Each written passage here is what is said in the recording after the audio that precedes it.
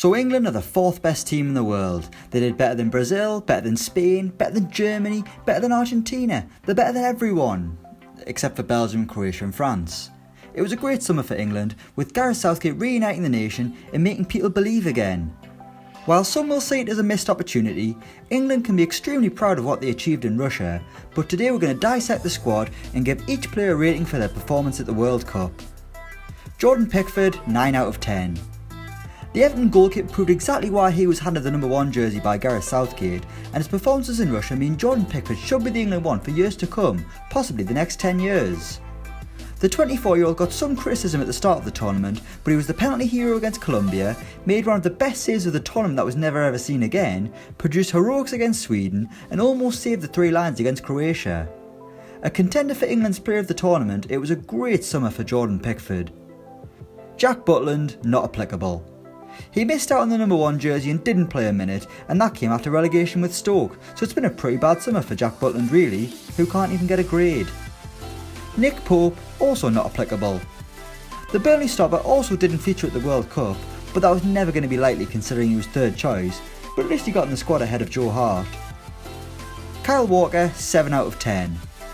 Drafted in to play centre back rather than his preferred position of right back, Kyle Walker's World Cup got off to the worst possible start with that penalty he gave away against Tunisia, but the Man City defender was able to recover and proved to be a key component in Gareth Southgate's back 3. Is he the perfect centre back? Absolutely not, but he was good enough in the role and allowed Kieran Trippier to flourish as right wing back. Plus, he was a source of great amusement with his not so mobile celebrations against Colombia. Danny Rose, 4 out of 10. The Tottenham fullback played back up to Ashley Young, but still started 2 games at the tournament, both against Belgium, and cost England a goal in both games, which maybe proved why Gareth Southgate was right to go with the ageing Ashley Young. Rose did prove to be a decent attacking outlet, much more positive than Ashley Young, but his defensive fragilities won't have done him any future favours, and in fairness he's lucky to even make the squad altogether considering the limited minutes he played for Tottenham last season. But he's a nice lad at least, good luck to you Danny. John Stones, 7.5 out of 10. The second member of England's back 3, John Stones was almost a hat-trick hero against Panama, bagging a brace in England's 6-1 triumph. He was almost an even bigger hero against Croatia, with his header in extra time cleared off the line. Sadly though, he was somewhat the villain, switching off from a throw-in to allow Mario Mandzukic to get in behind and book Croatia's place in the final. It was still a good tournament from Stones though, it just ended on a sour note, with his ability on the ball from the back the foundations for a lot of England attacks. Harry Maguire, 9 out of 10. King Slabhead, nobody will ever forget the name Harry Maguire after this World Cup. The meme machine Maguire has been amazing out in Russia, both on and off the pitch, but his biggest contribution was from set pieces, with his massive head getting on the end of pretty much every corner that came into the box. He helped light the beacons and set England on their way to the semi-final, but he was also colossal at the back with his towering defensive performances. Perfect for Southgate's play it out from the back style, Harry Maguire's stock is so high after this World Cup as his incredible rise continues. Kieran Trippier, 9 out of 10. England's most creative player out in Russia, Kieran Trippier nearly ripped his groin off for the cause against Croatia. The bloke couldn't even walk afterwards.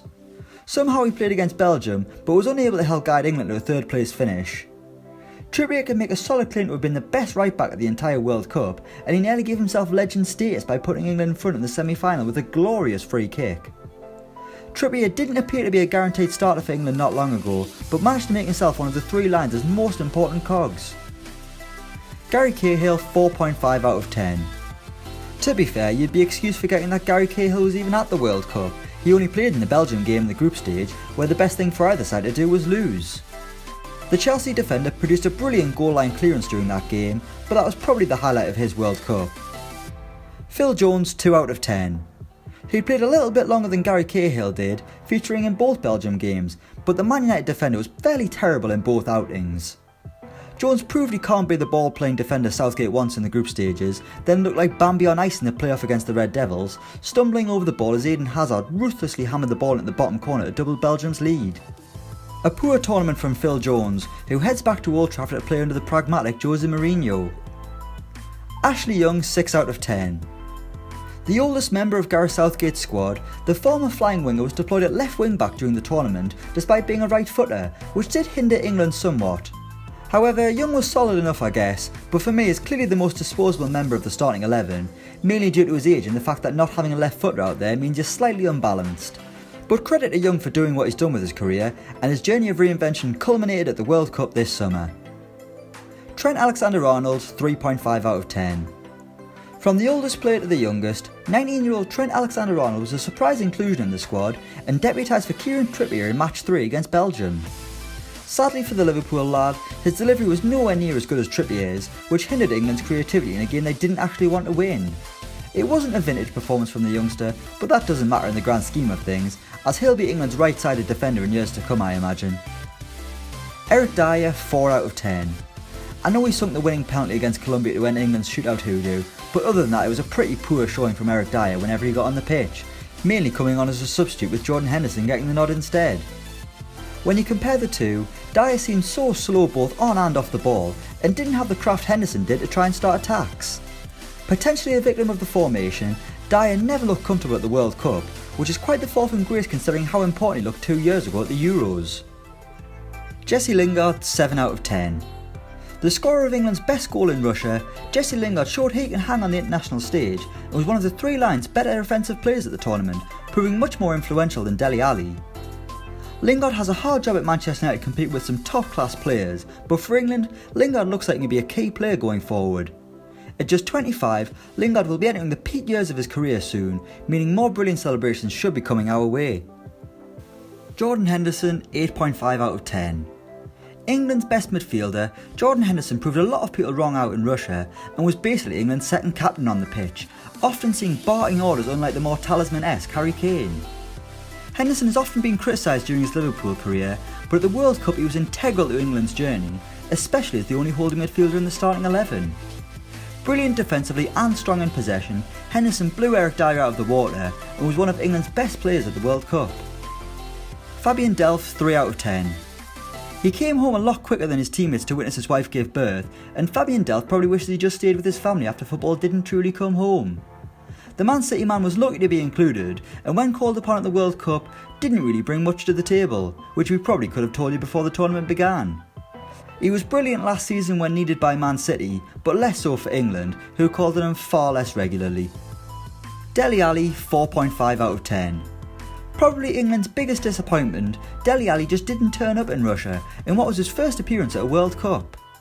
He got on the score sheet against Sweden, but that was as good as it got for the Tottenham midfielder, who struggled to justify his place in Southgate's starting 11. Whether it was fatigue or injury, something didn't look right at all about Dele Alli during the tournament, with the number 20 very passive in all of his appearances. At just 22 years old, there'll be another couple of chances for Alli to rectify his poor showing in 2018. RUBEN Loftus-CHEEK, 5.5 out of 10. This may come across as a bit harsh, but what did Loftus-CHEEK actually do? Sure, he was energetic off the bench and put in a few lung-busting runs, but he was unable to really change a game, and as a starter seemed to struggle.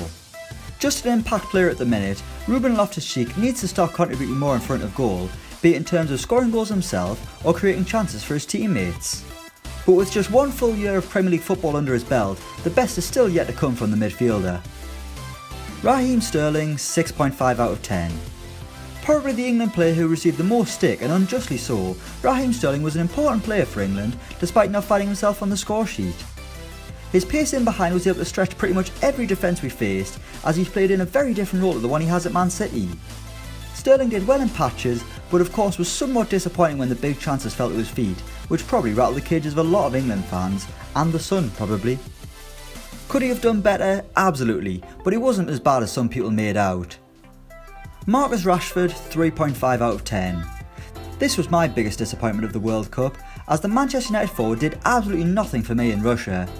Sure, he ran past a few players with his pace and dribbling ability, but that was about it. His decision making was bad, his set pieces were worse, and he struggled to justify why he's hyped so much as he is. Still such a raw player at the age of 20, it's a good job Marcus Rashford has time on his side. Jamie Vardy, 3 out of 10. The best thing Jamie Vardy did at the World Cup was call Harry Maguire slabhead, and that's a damn shame to be honest, as I really thought the Leicester forward would play an important role in Russia. Third choice behind Marcus Rashford, Vardy's chances were limited, and most of the chances he got were spent chasing the ball with England out of possession. His explosive pace and sharp finishing weren't utilised at the World Cup, which is a shame for a player who will likely never feature at another. Danny Welbeck, pretty much not applicable. That guy Wells played a massive 11 minutes at the World Cup, so I'm not even going to bother giving him a grade, as I can't remember him doing anything in that 11 minutes other than not score against Belgium, which turned out to be a good thing. Harry Kane, 8 out of 10. The Golden Boot winner, Harry Kane, looked on his way to lifting the World Cup and earning a knighthood. That's how much it seemed like it was going to be coming home. Is it a somber Golden Boot win considering he scored 3 penalties and 1 just deflected off him? Absolutely not. You take what you can get in this world, and Harry Kane becomes only the second Englishman to win a World Cup Golden Boot after Gary Lineker. He was also incredibly selfless at times, dropping deep to hang on to possession, creating space in behind for the likes of Sterling and Lingard. However, the captain wasn't at his best against Croatia or in the playoff, which hinders Kane's overall mark. Never mind though, Harry, you'll be lifting that trophy in 2022. So those are our England player ratings from the World Cup. Let us know yours in the comments below. Thanks for watching and don't forget to like, share and subscribe.